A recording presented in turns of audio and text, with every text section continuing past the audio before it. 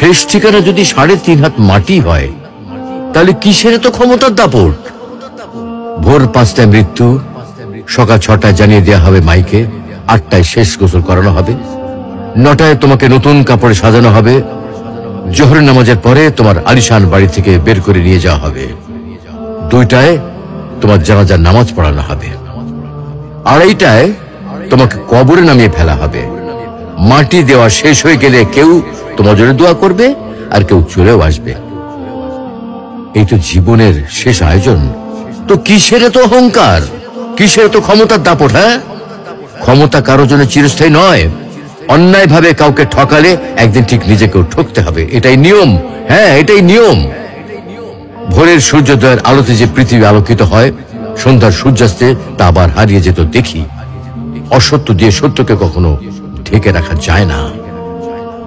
প্রকৃতি বড়ই নির্মম। কবে, কখন, কোথায় কার উপর আঘাত হানে তা একমাত্র উপরওয়ালাই ভালো বলতে পারেন।